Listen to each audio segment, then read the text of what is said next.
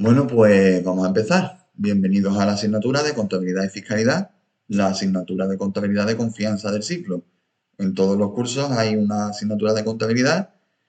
En el primer curso era proceso integral de la actividad comercial, en el segundo curso es esta, contabilidad y fiscalidad.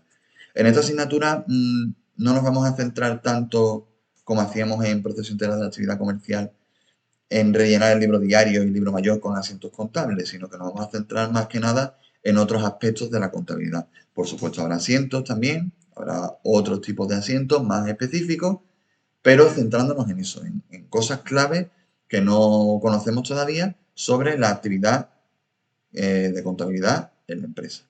¿Vale? Se divide en 15 unidades, como todas las asignaturas, solo que muchas de estas unidades están divididas en partes. Entonces, como que a lo mejor la unidad 1, 2 y 3 enfocan el mismo temario, por partes diferentes. Todavía no estoy seguro si lo voy a hacer o no, pero puede ser que condense un poco estas unidades y las resuma en una sola, ¿vale? Estoy en ello todavía, estoy analizando todo el contenido que tiene el manual y vemos cómo lo hacemos. De momento vamos a centrarnos en la primera unidad, después en la segunda. Vamos poco a poco. Con respecto al contenido de las unidades, pues tenemos unas 3 primeras unidades que hablan de la contabilización en soporte informático. Después pasamos a, creo que son otras 4 unidades. 4 unidades son, no son 3, 3 unidades que se centran en impuestos, ¿vale? El impuesto de actividades económicas, el impuesto de sociedades, el IRPF y cómo se contabilizan, ¿vale? En todos estos impuestos vamos a ver qué es el impuesto, qué recoge el impuesto, qué normativa lo regula, quién tiene que hacerlo y cómo se contabilizaría. Y ya está, ¿vale? Es lo que vamos a ver en estas 3 unidades. Conceptos así muy claros, ¿vale? Porque no quiero que nos sepamos toda la normativa que regula cada impuesto, porque ya os digo siempre, la normativa está en Internet. Si hay que consultar la normativa, se puede consultar cada día. Y al final en la empresa es lo que hacemos. Consultar cada día, cuando vayamos a utilizar un determinado aspecto que está regulado por una normativa, consultamos la normativa para ver cómo lo podemos hacer. Porque es imposible memorizar todas las normativas de todos los impuestos, de todos los hechos contables. ¿Ok? Entonces vamos a aprender qué son estos impuestos, para qué sirven, cómo se contabiliza y quién lo puede hacer. Después pasaremos a las cuentas anuales. ¿Vale? Ya los últimos temas de esta asignatura, de donde se van a centrar es en el final de cada ejercicio económico. Normalmente, un ejercicio económico tiene un principio en enero y un fin en diciembre. No siempre es así porque hay empresas que empiezan en otros meses y terminan en otros meses, pero regularmente es el inicio del ejercicio en enero y el final en diciembre. Pues en esta asignatura nos vamos a centrar más en lo que se hace en diciembre y después de diciembre, más que en lo que se hace al principio y mucho menos en lo que se hace durante el año, ¿vale?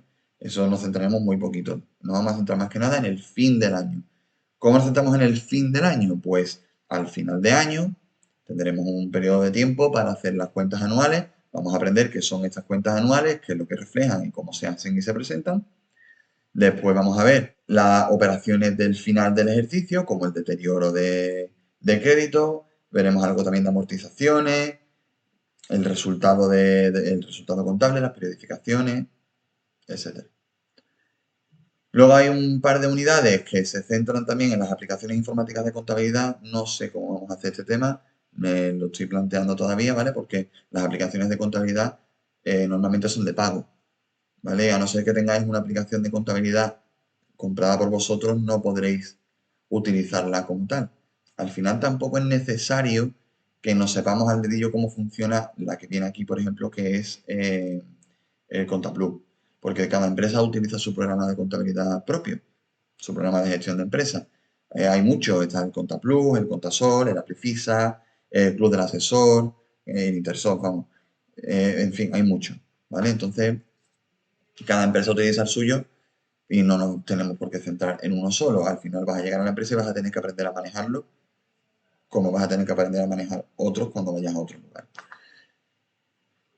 Después tendremos algunos temas de análisis económico y financiero, ¿vale? De las empresas, cómo se hacen, qué análisis hay, cuáles son los análisis que se hacen y para qué sirven.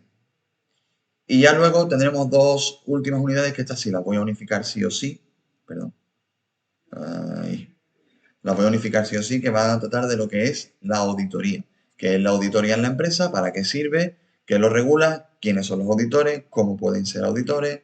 Etcétera. Esas dos unidades sí las voy a unificar en una sola.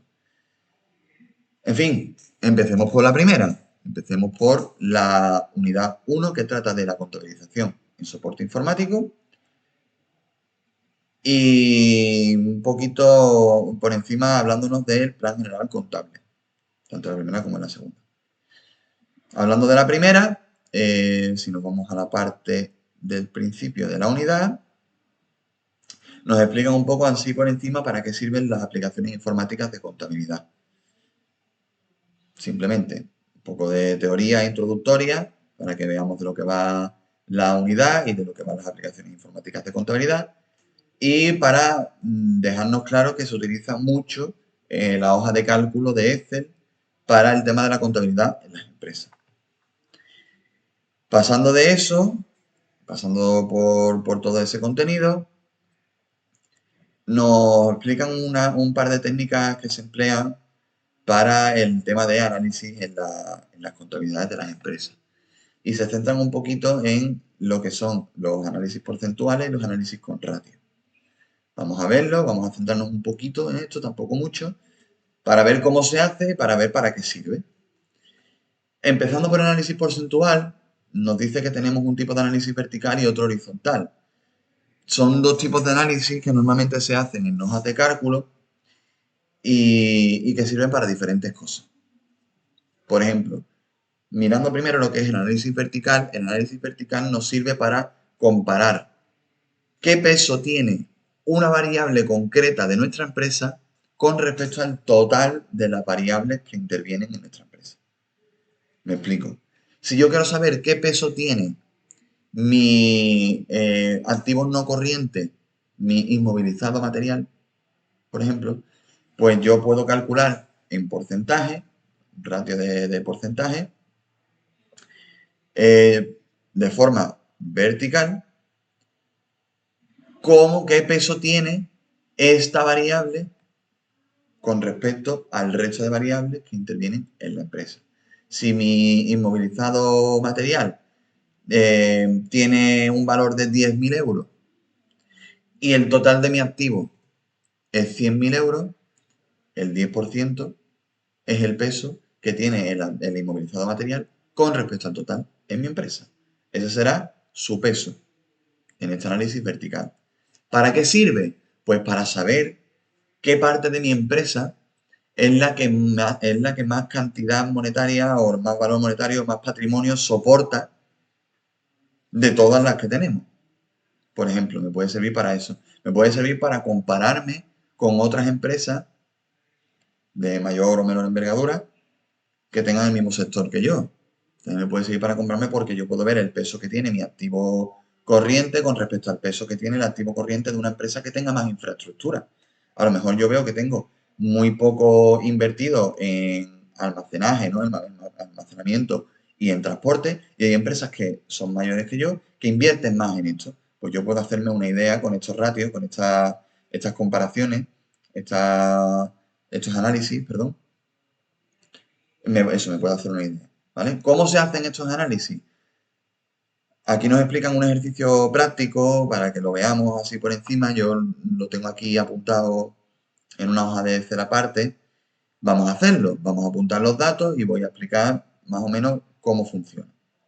¿Vale? Aquí me dicen que de activo no corriente, de activo corriente, de existencia, de realizable, de disponible, tenemos estas cantidades. ¿Vale? Vamos a apuntarlo. En el activo no corriente tenemos 22.000 euros. Pues vamos a apuntar en el activo no corriente que tenemos 22.000 euros. 22.000. Esto es en el ejercicio 2020, ¿vale? Que sería el primer ejercicio. Luego en el 2021 tendremos otras cantidades que también tendremos que apuntar. En el activo no corriente 22.000 euros. Y luego en el activo corriente 45.000 euros.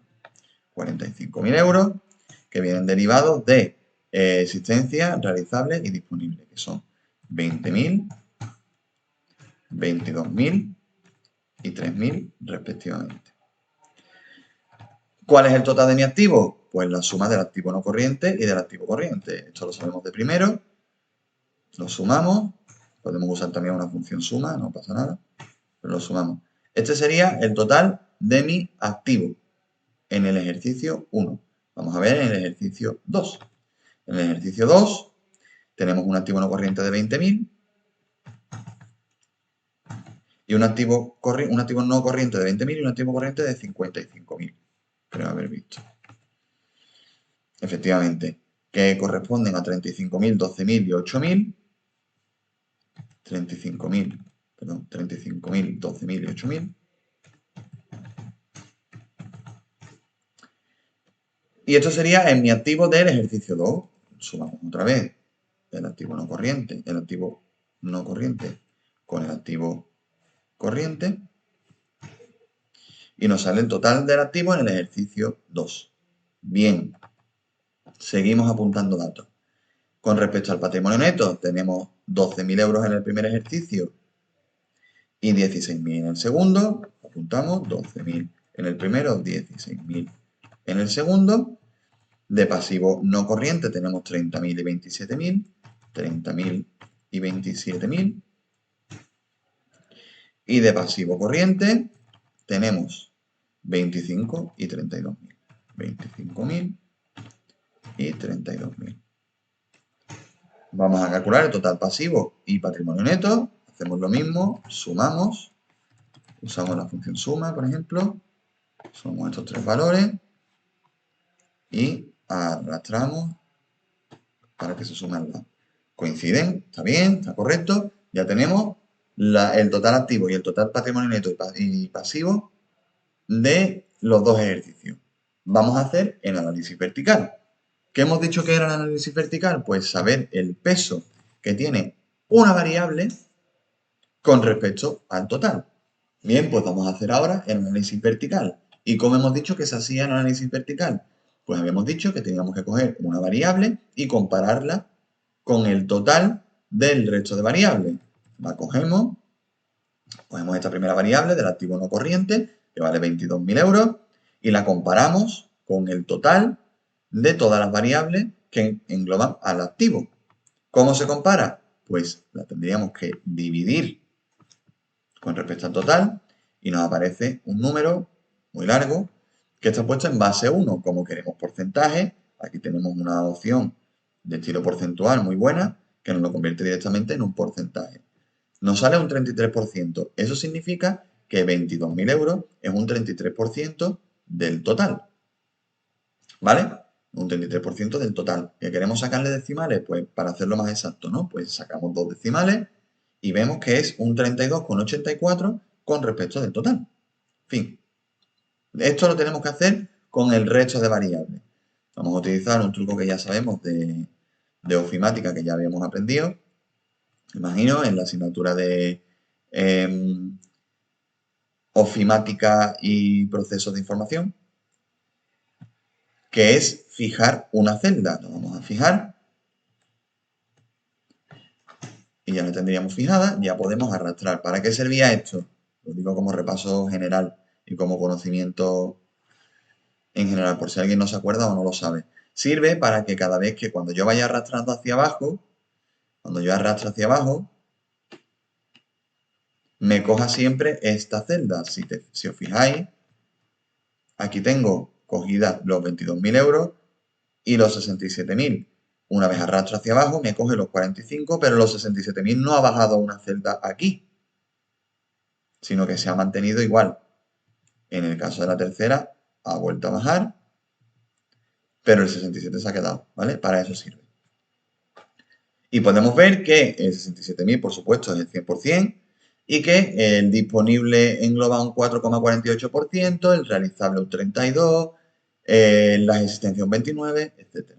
Ya sabemos qué peso tenían en el ejercicio 1 cada una de las variables que tenemos recogidas en nuestro balance muy abreviado, ¿vale? Lo hacemos igual en el segundo ejercicio.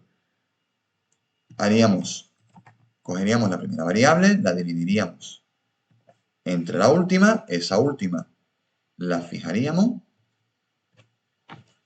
y ya la tendríamos. lo convertiríamos en porcentaje, le sacaríamos un par de decimales y arrastraríamos. Y ya tendríamos los porcentajes del ejercicio 2. ¿Vale? Se me han borrado los bordes, no sé por qué. Voy a copiar el formato y se lo pongo a este. ¿Vale? Ya tendríamos los porcentajes que engloban al activo de la empresa.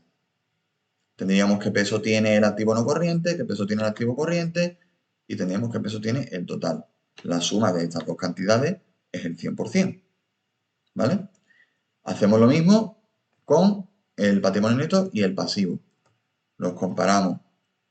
Cogemos la primera variable, la dividimos entre la última, esta última la fijamos, nos sale su peso con respecto al total, lo convertimos en porcentaje, le sacamos dos decimales, arrastrar. Ya lo tenemos.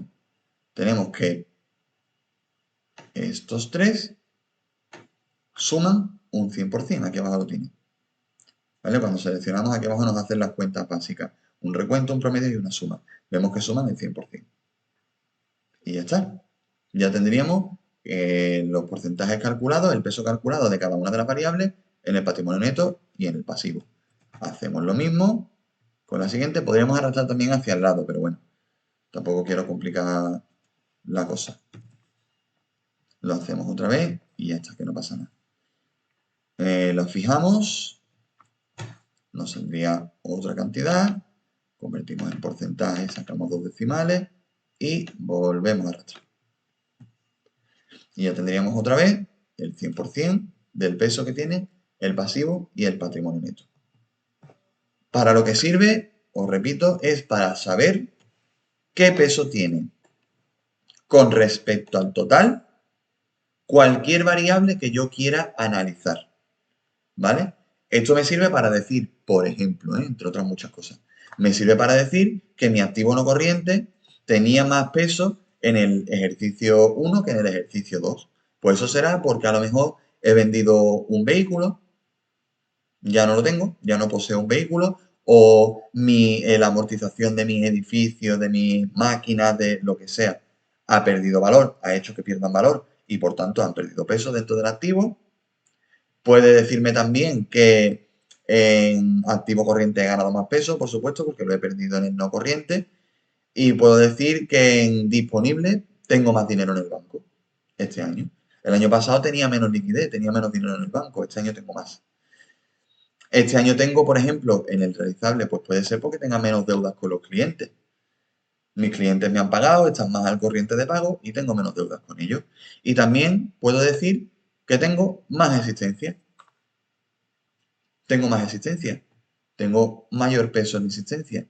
¿Qué pasa con esto? Pues de aquí puedo sacar 1000 conclusiones. Si te pones a enredar, puedes sacar muchas conclusiones. Por ejemplo, en este año yo tengo menos infraestructura. Puede ser que tenga las mismas, ¿eh? Pero imaginaos que tengo menos infraestructura.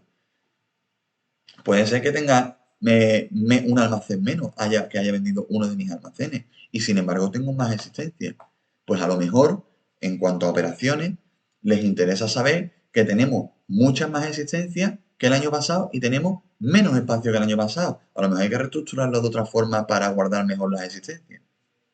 Por ejemplo, para eso sirven estos análisis. Para tomar decisiones. Para saber cómo va mi empresa. Son datos que tiene mi empresa y que yo visualmente tengo aquí para poder tomar decisiones. En fin. Bien, pues ahora vamos a pasar al análisis horizontal. Ya hemos visto lo que hacía el análisis vertical, que lo que hacíamos era una cuenta de arriba a abajo para saber el peso de una variable con respecto al total. Y ahora, en el horizontal, lo que vamos a hacer es una operación de izquierda a derecha. ¿Para qué sirve? Pues igual que esto servía verticalmente para comparar una variable con el total, esto sirve para comparar un ejercicio con otro. Para eso sirve, para saber cuánto ha variado una variable concreta de un año a otro. ¿Para qué me sirve? Pues para que, por ejemplo, ya lo he hecho antes mentalmente, ¿vale? Que incluso en este caso, que son pocas variables, se puede hacer hasta de cabeza. En a lo mejor ejemplos que tengan muchísimas más variables, pues no. Pero lo que sirve es simplemente para saber cuánto tenía y cuánto tengo. O si, por ejemplo, voy a hacer una previsión, me puedo inventar unas cantidades que quiero tener y puedo calcular cuánto tengo que crecer relativamente para llegar a ese objetivo. ¿Vale? Vamos a verlo con números que se ve mucho más claro. Se calcularía así, horizontal. Aquí pondríamos que esto es una diferencia y cogeríamos la variable del primer año y del segundo año y las compararíamos. ¿Cómo se comparan normalmente las variables? Pues si yo tengo una variable del ejercicio 2 y se la resto al ejercicio anterior, me va a dar una cantidad, me va a dar menos 2.000 euros. Porque el ejercicio anterior tenía 2.000 euros más en esta parte que este. Pero me lo daría en valor absoluto. Yo lo quiero en un valor relativo. Yo quiero que me dé un porcentaje de lo que realmente es lo que ha variado. Ha variado 2.000 euros, pero 2.000 euros ¿cuánto es en porcentaje? Pues para ello tengo que hacer esta operación de restar el segundo año menos el primero y luego dividirlo entre el primer año, entre el que estoy tomando como, como punto de, como base realmente. Como punto de partida cogería este año y como base el año anterior. Pondría el año anterior. Si en vez de coger el año anterior, cogiera hace 5 años, porque quiero hacer un estudio de cómo estaba hace 5 años y cómo estoy hoy, pues pondría la cantidad que tengo hoy menos la cantidad que tenía hace 5 años, en la variable concreta, ojo, menos la cantidad que tenía hace 5 años, y como he cogido hace 5 años como base, lo tengo que dividir entre hace 5 años también. Se repite un número dos veces en la operación, es muy fácil. Esto me da una cantidad que me la da en base 1 y yo la tengo que poner en porcentaje. Si le quitamos, si le ponemos decimales, nos saldría que sería un 9,09% de diferencia entre el ejercicio 1 y el 2. O sea, que en el ejercicio 1 tenía un 9% más de en la variable que lo que tengo este año. Si lo arrastramos, como es horizontal, no hay que fijar ninguna celda, lo arrastramos hacia abajo, nos salen todos los porcentajes, los vamos a comparar con el ejercicio, nos salen efectivamente todos los porcentajes de variación horizontal. Vamos a arrastrarlo hasta ver todo, también nos sale lo del activo y del pasivo. Estos los quitamos porque no podemos hacer una operación con letras. Ya tendríamos todos los valores del análisis horizontal de mi ejercicio. O sea, de mi ejercicio, de mi patrimonio. ¿Vale? En un ejercicio concreto. En un ejercicio 2 con respecto al ejercicio 1. En el año 2023 con respecto al 2022. O en el año 2023 con respecto al 2020.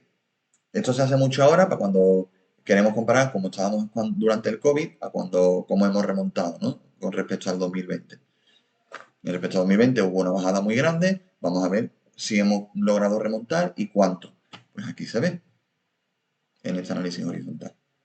Si no queda claro, me lo preguntáis por foro, me lo preguntáis por mensaje, lo que haga falta, ¿vale? Y yo os lo explico.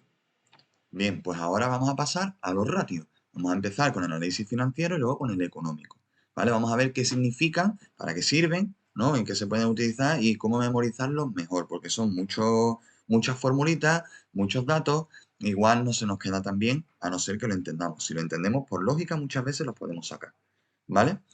Entrando en los ratios. El análisis financiero, ¿vale? Empezamos por ahí. En el análisis financiero, tanto en el financiero como en el económico, lo único que tenemos que hacer es utilizar los mismos datos que hemos utilizado para el vertical y el horizontal, pero de diferentes formas. No tenemos que compararlos unos con otros, no tenemos que hacer por columnas, sino que vamos haciendo fórmulas aparte, cada uno tiene la suya, para sacar una serie de datos que nos van a servir para analizar nuestra empresa. ¿Vale? Empezamos uno por uno, poco a poco.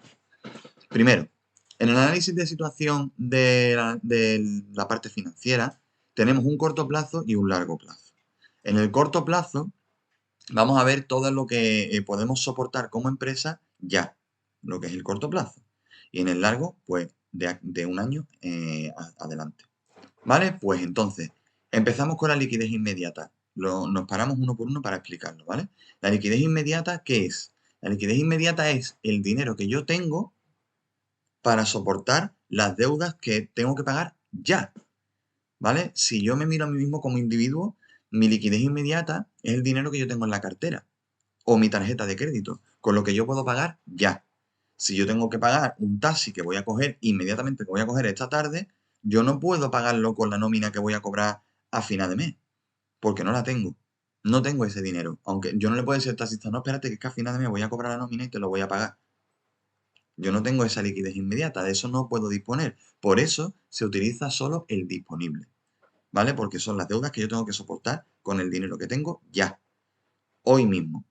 Si me llega una factura de acreedores, del acreedor de suministro de luz, pues tengo que pagarlo hoy. O tengo hasta el 28 para pagarla y yo cobro mi nómina el día 30. No puedo pagarlo con mi nómina, tengo que pagarlo con mi efectivo, con mi dinero que tengo ya. Por eso utilizamos el disponible y no el realizable, ¿vale?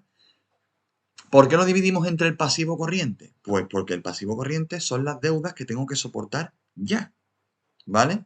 Son las deudas que yo tengo que pagar ahora. Si el proveedor me va a cobrar a final de mes, yo tengo que pagar con mi disponible a final de mes. A lo mejor mi cliente me paga a principios del mes siguiente, pero no lo sé con exactitud. Entonces, tengo que contar con qué dinero tengo ahora para pagar las deudas que me van a llegar ahora.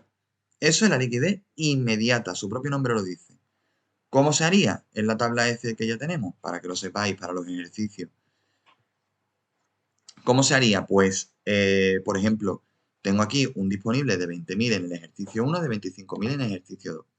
También me sirve para comparar los dos ejercicios. La liquidez inmediata que yo tenía a final del ejercicio 1 y cuando tengo a final del ejercicio 2. Y como lo tengo que dividir entre el pasivo corriente, pues lo que hacemos es una fórmula aparte donde utilizamos el disponible y lo dividimos entre el pasivo corriente. Y me dará un número. Hay valores que se darán en tanto por uno, como este, y hay valores que se darán en porcentaje. Realmente no sé exactamente por qué se miden algunos en base 1 y otros en porcentaje. Realmente vale para lo mismo. Es para saber tu capacidad. ¿Vale? Como son ratios, pues bueno, vamos a ponerlo en base 1, pero que si me lo ponéis en porcentaje, pues tampoco pasa nada. ¿Vale? Lo único que hay que saber es interpretarlos. En este caso, yo ya sé que tengo un 1,33. Eso significa que yo tengo un 33% más del disponible que del pasivo corriente. Por tanto, puedo soportar con mi disponible las deudas más inmediatas en el ejercicio 1. Si yo hubiera tenido 13.000, solamente podría soportar un 86% o un 87% de mis deudas, porque tengo un 0,86. Solamente puedo soportar el 87% de mis deudas con mi efectivo a largo plazo. Tendría un problema, ¿vale? Tendría un problema. Incluso si tuviera 16.000, seguiría teniendo un problema porque solamente puedo soportar, o sea, solamente me sobra un 6% o un 7% del efectivo una vez pague todas mis deudas inmediatas. Si tengo algún imprevisto no lo voy a poder soportar tan fácilmente. Entonces es bueno que este ratio sea alto para demostrar que yo con mi disponible, con mi liquidez inmediata, puedo soportar las deudas de la empresa, ¿vale? En el ejercicio 2 haríamos exactamente lo mismo. Exactamente lo mismo. Solo habría que arrastrar y lo voy comparando. En el ejercicio 2, por ejemplo, estoy muchísimo mejor que en el 1, porque puedo soportar mucho mejor mis deudas, ¿vale? Esto con respecto a la liquidez inmediata. Pasando a la tesorería, es más de lo mismo, solo que en vez de hablar de cuánto dinero tengo yo para soportar ahora mis deudas, hablo de cuánto dinero tengo para soportar las deudas a corto plazo, pero no ahora mismo, sino en un corto plazo. Por eso también entra el realizable. Mi tesorería es el dinero que yo tengo o que yo voy a tener para soportar mis deudas. Ahí también entraría, para mí mismo, como persona individual, la nómina. Yo con mi nómina, pues sé que puedo comprarme un piso. Bueno, un piso sería a largo plazo, pero sí que sé que puedo comprar la comida del mes que viene, que me voy a quedar con poquito dinero, pero sé que voy a cobrar una nómina al final de mes. Por lo tanto, sé que tengo tesorería suficiente para soportar las deudas que tengo a corto plazo. Para eso sirve la tesorería, saber cuánta tesorería tengo. En cuanto a solvencia técnica, que es la liquidez de la empresa, que mi liquidez al final es mi activo que yo puedo transformar en dinero de forma rápida. mi activo corriente, que son mis existencias, son las deudas que tengo con los clientes que me tienen que pagar y el dinero que tengo en el banco y en la caja. Esa es mi liquidez. Y con esa liquidez yo puedo soportar las deudas a corto plazo. Sí, no. Dependiendo de la empresa, dependiendo del ejercicio. Si yo puedo soportarlo bien, tengo una buena situación, con mi activo puedo soportar mis deudas. Tengo liquidez para pagar mis deudas. Si no tengo liquidez para pagar mis deudas, estoy en un problema, porque igual tengo que vender activos. Tengo que empezar a vender mi activo no corriente para soportar mis deudas a corto plazo. Vamos a poner que tengo que vender la furgoneta, porque tengo muchas deudas con los proveedores y no puedo seguir con el ejercicio. Voy a vender la furgoneta. No me queda otra. ¿Ok? Esa es la idea de la liquidez. Todo esto sirve para empresas en las que quieren entrar, por ejemplo, inversores. Si hay inversores, yo me presento a una ronda de inversión junto con otras 50 empresas, el inversor va a mirar mucho estos ratios, va a saber cómo está la empresa. Aparte de saber si mi idea de negocio es buena o no para invertir en ella, va a mirar si está siendo rentable a corto plazo o a largo plazo, porque al final el inversor lo que quiere es una rentabilidad. ¿Vale? Pues pasamos al largo plazo. La garantía. Empezamos por la garantía. ¿Qué es la garantía? Pues estamos hablando de lo mismo. Cuando hablamos de un producto, la garantía es que tú tengas una seguridad de que tu producto, pues si va a ir bien y si no va bien, pues te doy otro nuevo, ¿no? Pues esto es algo parecido, ¿vale? Que significa que yo con mi activo real, con el activo que yo poseo, puedo soportar todo mi pasivo. Si yo puedo soportar todo mi pasivo, doy una garantía de que mi empresa no va a perder dinero, porque puedo soportar el activo. Esa es la idea de la garantía. Y en la autonomía financiera, que va por ahí, va por ese lado, pero no exactamente con el activo, ¿vale? Tomando otras variables, pero también te quiere hablar de que demos garantía de que no vamos a perder dinero. Quiere decir que yo con mi patrimonio, con el dinero que tiene la empresa, con los fondos propios, puedo soportar el pasivo. Yo siempre en la empresa sabemos que tenemos una parte de activo y una parte de patrimonio neto y pasivo. Aquí, dentro del pasivo, hay financiación propia y financiación ajena. Para yo saber si tengo autonomía financiera, las inversiones propias tienen que soportar las inversiones, perdón, las financiaciones propias tienen que soportar las financiaciones ajenas. O sea, la financiación de mis accionistas, de mis socios, tiene que soportar, tiene que ser mayor que la financiación de los bancos. Esto es muy raro que pase. Normalmente la financiación, la autonomía financiera se da poco, se da en empresas a lo mejor de mucho renombre, empresas muy grandes, muy ricas, que sí, que con su patrimonio neto pueden soportar todas las deudas de la empresa. Tienen más financiación propia que ajena. Lo dividimos en vez de restarlo, ¿vale? Porque estamos pensando mucho en restarlo. Bueno, ¿y por qué no resto el patrimonio neto al pasivo? Y sabemos cuánto dinero tengo de más de financiación. Bueno, pues porque yo quiero saber ratio, yo quiero saber porcentaje. En porcentaje, por ejemplo, o en un base 1, cuánto de mi patrimonio puede soportar mi pasivo. Si yo, normalmente va a pasar, si yo soporto mis deudas con mi pasivo, esa con mi financiación ajena, pues es bastante peor que si la soporto con mi financiación propia, porque al final sigue siendo todo interno, sigue siendo valor de la empresa, ¿vale? Aún así, en la realidad, la mayoría de las empresas se financian con financiación ajena, con los bancos, con entidades financieras. Y por último, el endeudamiento. El endeudamiento es cuánto dinero debo, ¿vale? Cuánto de todo lo que yo poseo, de todo mi patrimonio, ¿cuánto debo? De todo eso que yo tengo en mi patrimonio, ¿cuánto es deuda? ¿Vale? Por eso lo dividimos entre el total activo, porque el pasivo que yo tengo, o sea, lo que es el pasivo no corriente y corriente, todas las deudas que yo tengo tienen un valor y las quiero comparar con el total de mi activo. Si yo en mi activo, vamos a poner un ejemplo tonto, ¿vale? Mi activo suma 100.000 euros y en mi pasivo, o sea, y todo mi pasivo no corriente y pasivo corriente suma 70.000 euros, porque mi patrimonio neto son 30.000, pues yo sé que de mi patrimonio hay un 70% que es deuda, ¿vale? Un 70% que es deuda. Ese es mi endeudamiento. De todo mi activo, ¿cuánto es deuda? ¿Cuánto hay de deuda de todo mi patrimonio? ¿Cuánto hay financiación propia? Pues sería con el patrimonio neto. Patrimonio neto entre el total activo. Y ya sabría cuánto es de financiación propia. ¿Y cuánto es de financiación ajena? Pues aquí lo pone el endeudamiento total. Cogemos el pasivo y lo dividimos entre el total activo. Sabemos cuánto tenemos de total activo porque es propio de nuestra empresa. Vamos a ver cuánto tengo de pasivo y vamos a saber qué endeudamiento tengo. ¿Cuántas deudas tiene mi empresa?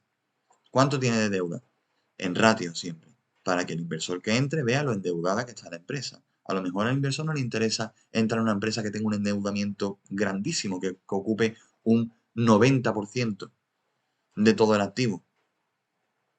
Va a tener que vender todo el activo para pagar las deudas, o va a tener que producir mucho para poder soportar las deudas. Sin embargo, si es un 30%, pues a lo mejor el pasivo de mi empresa, el endeudamiento que tiene mi empresa, yo lo puedo soportar con mi disponible o con mi realizable, o sea, con todo mi activo corriente, realizable, disponible y existencia. A lo mejor lo puedo pagar con eso, lo puedo soportar. Pues ya entonces tengo un endeudamiento muy bajo. Interesa a lo mejor más entrar para un accionista, ¿vale?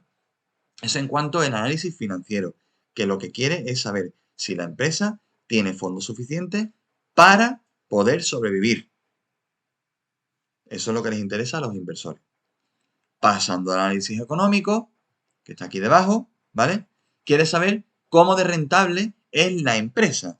Quiere saber qué capacidad tiene mi empresa, mi activo, para generar beneficios, ¿vale? Rentabilidad. ¿Esta empresa es rentable o no es rentable? También sirve para los accionistas. También sirve por si un accionista quiere entrar o no, quiere saber si la empresa es rentable. Si en el ejercicio, si durante el ejercicio que hace la empresa, está ganando rentabilidad o no. Vamos a pasar a las fórmulas de la rentabilidad, del análisis económico, ¿vale? De la rentabilidad económica. Y es 3/4 de lo mismo de lo que hemos hecho en la rentabilidad, financiera. Aquí, en esta parte, no nos lo ponen tanto como en la anterior, que nos lo dividían en guiones, sino que lo tenemos que deducir de la imagen, ¿vale? Ojalá estuviera puesto aparte porque sería mucho mejor si podéis poner la parte en un margen, en un renglón, si lo tenéis impreso, lo escribís. Si no, podéis poner una nota, creo, te da la opción de poner una nota.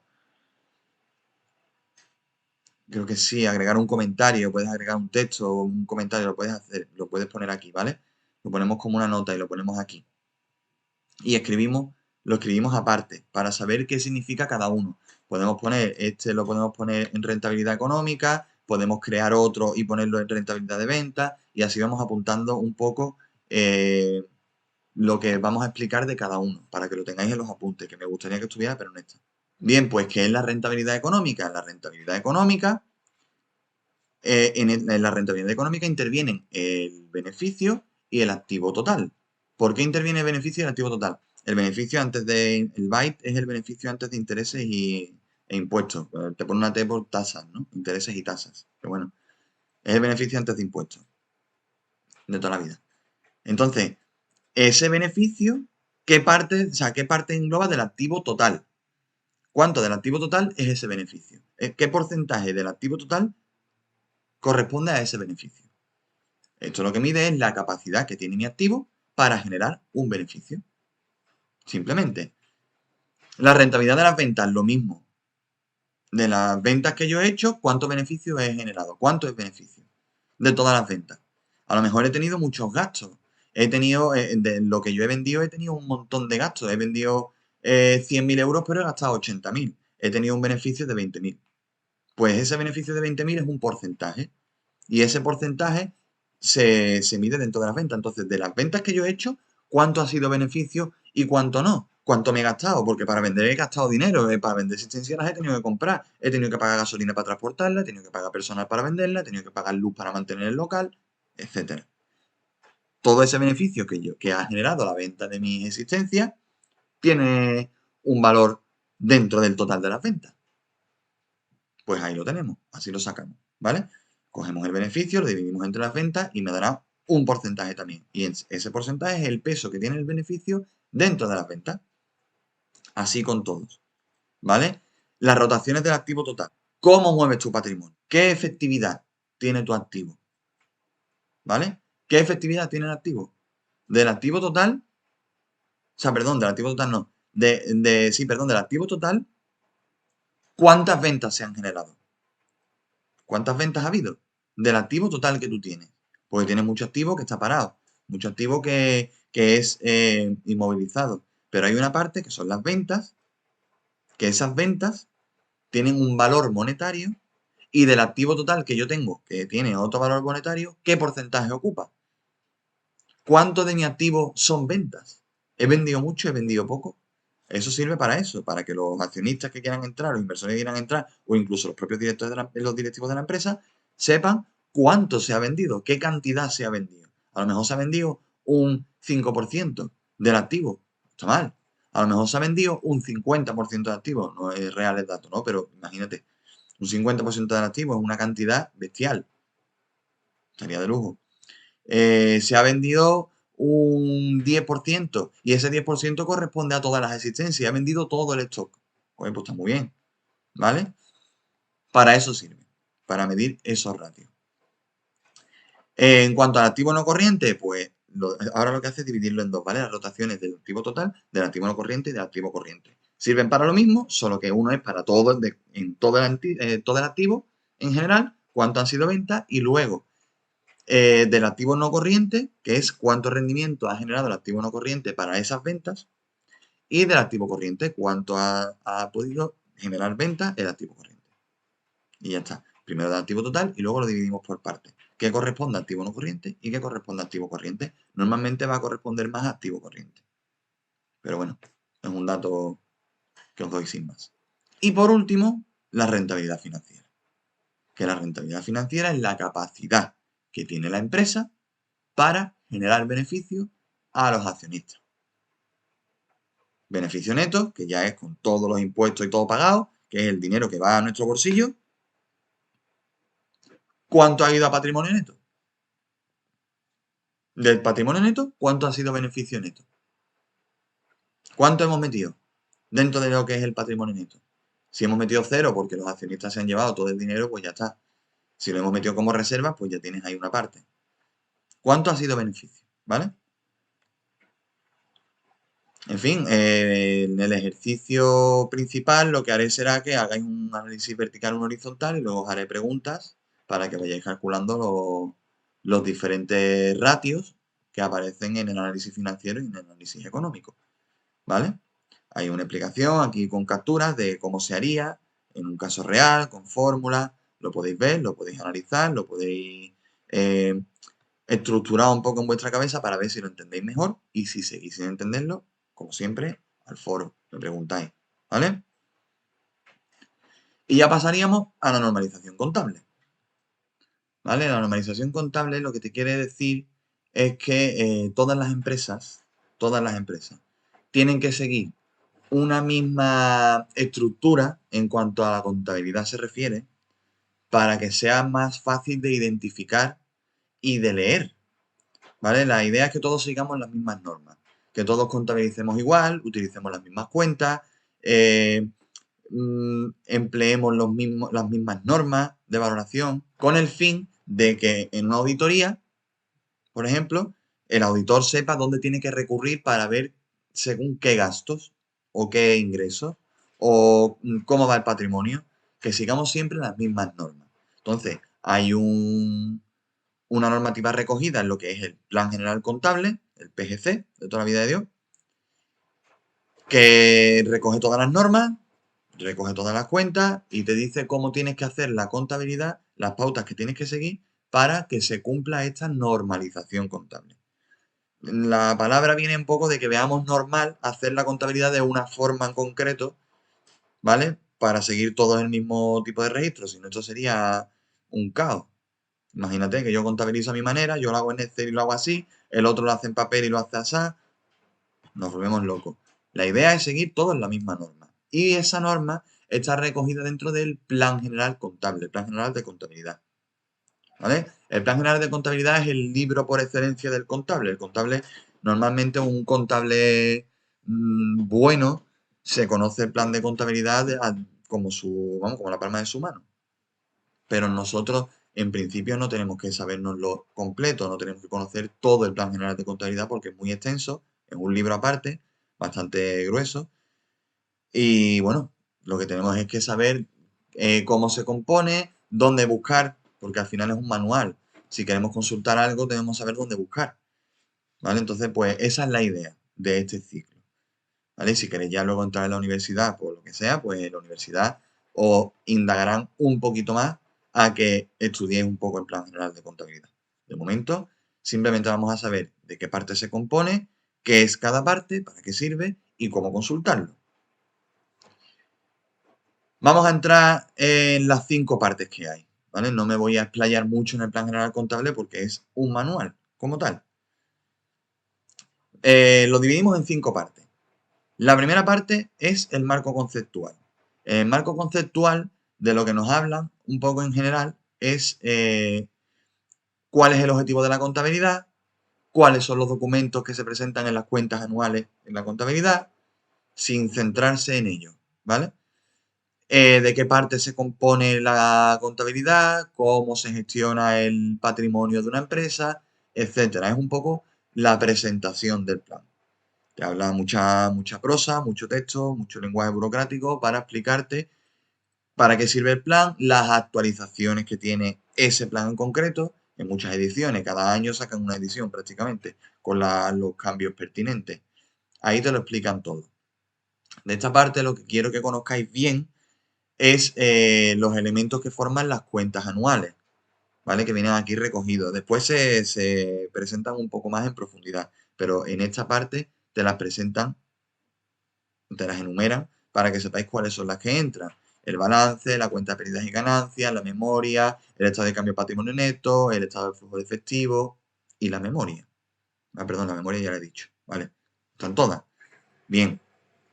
También que sepáis que las pymes no siguen las mismas cuentas anuales que las grandes empresas. Las pymes se ahorran, dependiendo de una serie de factores, luego los veremos, se ahorran hacer 2 documentos y otros 2 documentos los hacen de forma abreviada. Una pyme hace un balance, pero abreviado, y hace una cuenta de pérdidas y ganancias, pero abreviada.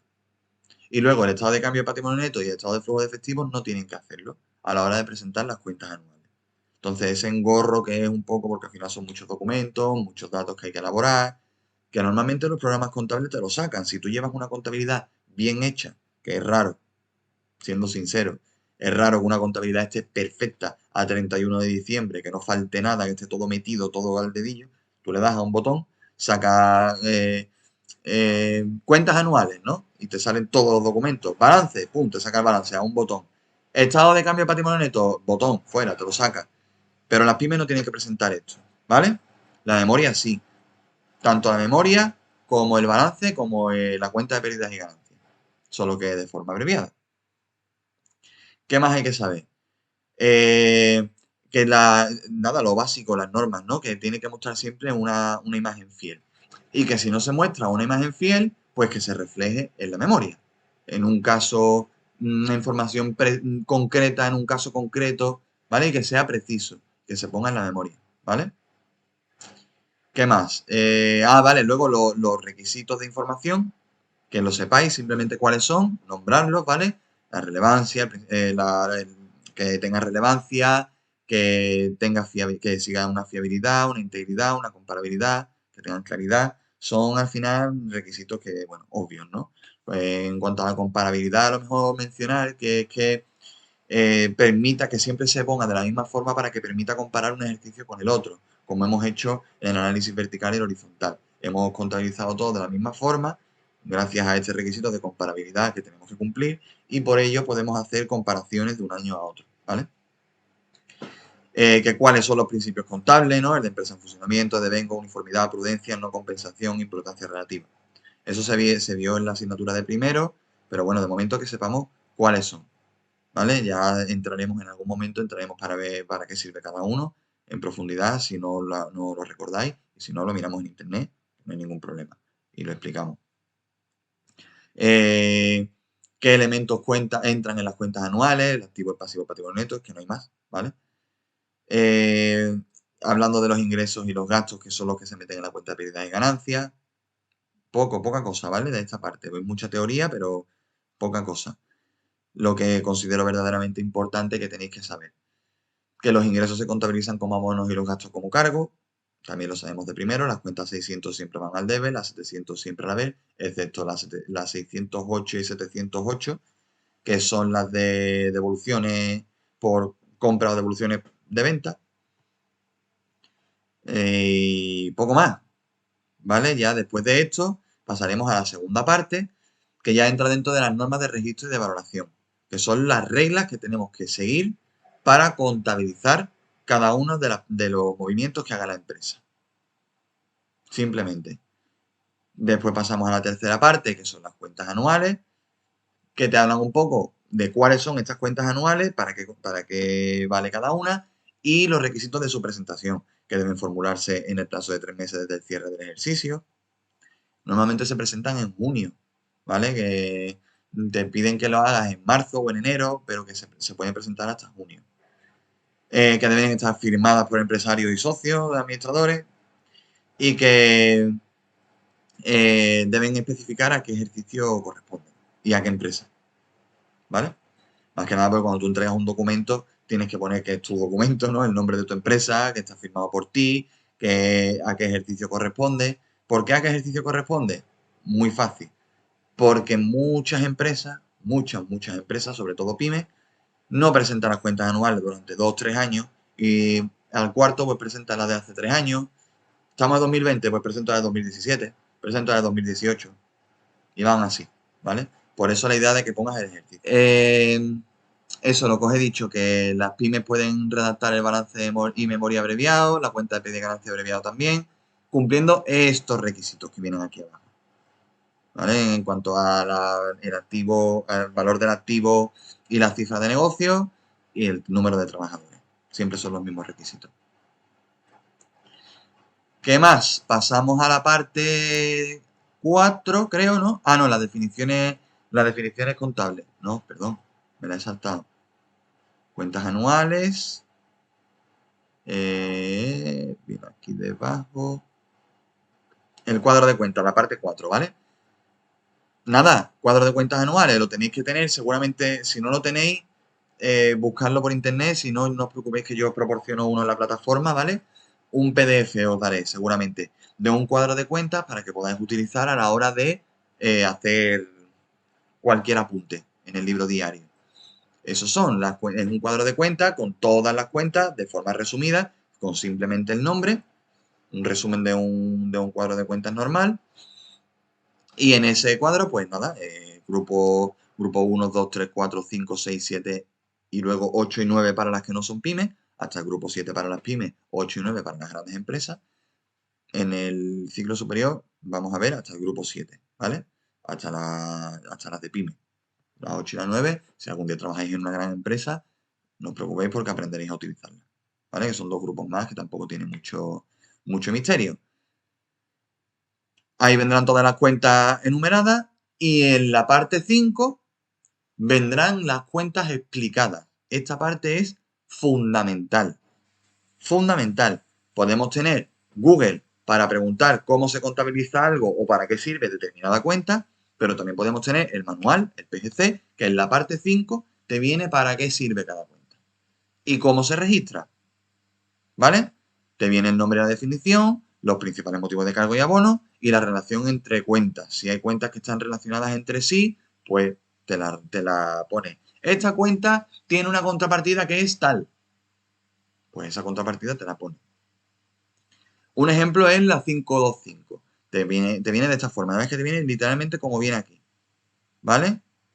Como viene aquí explicado. En la 525, efectos a pagar a corto plazo, deudas contraídas por préstamos recibidos, te lo explica. Su movimiento es el siguiente: se abona cuando la empresa acepte los efectos con cargo a tal sitio. Y se carga cuando el pago de los efectos llega a su vencimiento. ¿Vale? Y ya está. Y así, aquí termina el primer tema. Simplemente esto, ¿vale? Un poquito de análisis en cuanto a ratios y a valores e indicadores de la empresa. Un análisis muy escueto, ¿vale? No es un análisis muy exhaustivo tampoco. Y una introducción al plan general contable. En el tema 2 nos introduciremos un poco más dentro del plan general contable. Por cierto, lo avisaré, pero muchas de las preguntas del examen, bueno, muchas, tampoco muchas, ¿no? Pero algunas las voy a intentar sacar de aquí, del final del tema, ¿vale? Para que las hagáis. Eso, en el tema 2 nos presentan un poco más el plan general contable, el cuadro de cuentas, el estudio del cuadro de cuentas, para qué sirve cada grupo. Esta parte la obviaremos un poco en el siguiente vídeo explicativo porque no tiene más que para qué sirve cada parte. Os lo digo aquí brevemente. Eh, la financiación básica, que son las cuentas que van a patrimonio neto, la mayoría están aquí.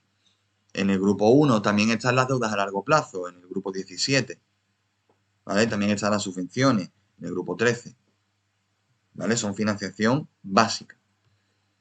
En el grupo, aquí, en el grupo 2, el activo no corriente, inmovilizado material, tangible e intangible. ¿Vale? También vendrán las amortizaciones acumuladas dentro de cada uno de los grupos. En el grupo 28, pues si es de eh, bueno, no me acuerdo ahora mismo, aplicaciones informáticas, pues será amortización acumulada de aplicaciones informáticas. Bueno, aplicaciones informáticas no, de equipos informáticos. Y te lo especificará en el tercer número, pero en el grupo 28. Esas son las amortizaciones. Veremos las amortizaciones más adelante, ¿vale? Y los deterioros. En las existencias, pues qué tipo de existencia puede haber en la empresa. Normalmente, sobre todo aquí, existencias comerciales y como mucho aprovisionamiento de materias primas. ¿Vale? Grupo 4, acreedores y deudores, proveedores, acreedores, etcétera. Clientes, todas las terceras personas que interfieren en nuestra actividad. En el grupo 5, las cuentas financieras, que engloban toda la financiación ajena en entidades financieras y demás, y el dinero que tenemos disponible. Si queremos englobarlo bien, pues en todo lo que tenga que ver con las finanzas, todo lo que tenga que ver con los bancos. Como normalmente la financiación es en los bancos, pues todo lo que tenga que ver con bancos, en el grupo 5. Y luego, grupo 6, compra y gastos. Grupo 7, venta e ingresos. Se acabó. Eso es el plan general. Grupo 8 y grupo 9 ya os digo que no lo vamos a ver de momento. Porque no nos interesan de momento. Eso es para las grandes empresas. ¿Qué más? Después pues se centrará un poco más dentro de cada grupo. Nos lo explicará. Nos dirán qué cuentas son las importantes. En fin. Cuentas importantes las que vayamos utilizando durante los ejercicios. Cuando yo quiero utilizar una cuenta, yo entro en Google y pregunto qué cuenta entra dentro de esa, qué cuenta engloba lo que yo quiero contabilizar. Lo hacemos todos. Todos los que hemos hecho alguna vez contabilidad en alguna empresa lo hemos hecho así. ¿Dónde contabilizo esto? Y hay una página muy buena que es Plan General Contable que te dice dónde se contabiliza. Y se acabó. Hay una aplicación de móvil también muy buena, Plan General Contable. Os voy a decir cuál es exactamente. Plan General Contable de NewPyme, en la desarrolladora. Es un icono verde, un recuadro verde con PGC en blanco y 3 círculos en verde y amarillo, ¿vale? Muy fácil de reconocer. También es una aplicación que tiene todo el Plan General Contable dentro. Está genial. Tenemos muchísimos recursos para contabilizar el día a día, para hacerlo bien, siguiendo las mismas normas. Y muchos foros donde la gente pregunta y gente responde. Yo no me puedo centrar una a una en todas las cuentas porque es que no acabamos nunca. No acabamos nunca, ni yo ni vosotros. Así que las que vayáis a tener que utilizar, recurrís al cuadro de cuentas y la contabilizáis. En la parte 5, acordaos, ¿vale? Seguramente pondré alguna actividad para que entréis en el grupo 5, miréis dónde se contabiliza y la contabilizáis. Eso es interesante, saber moverse dentro. Y poco más, ¿vale? Ya después pues nos centraremos un poco más en las relaciones contables que hay entre las cuentas. Será un vídeo más cortito, ¿vale? Os lo voy avisando ya. En fin, lo de siempre. ¿Dudas?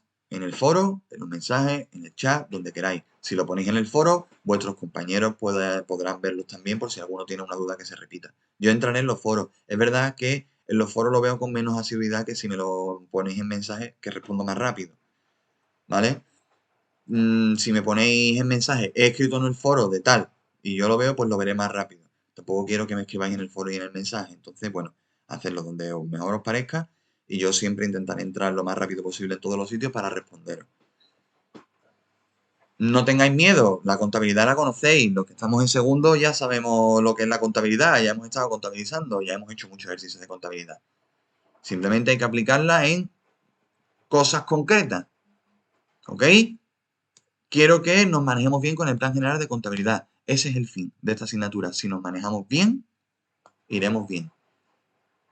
Tengo que consultar todavía, esto sí lo quiero decir, ya aprovecho este vídeo y lo digo. Tengo que consultar si podéis utilizar un PGC en el examen. Si podéis utilizarlo, os permitiré que los uséis. Si no podéis utilizarlo, pues permitiré que uséis por lo menos el resumen de las cuentas. ¿Vale? Y una calculadora, ¿no? Nada, nos vemos en el siguiente vídeo, en el foro, en los mensajes y en el correo. ¿Ok?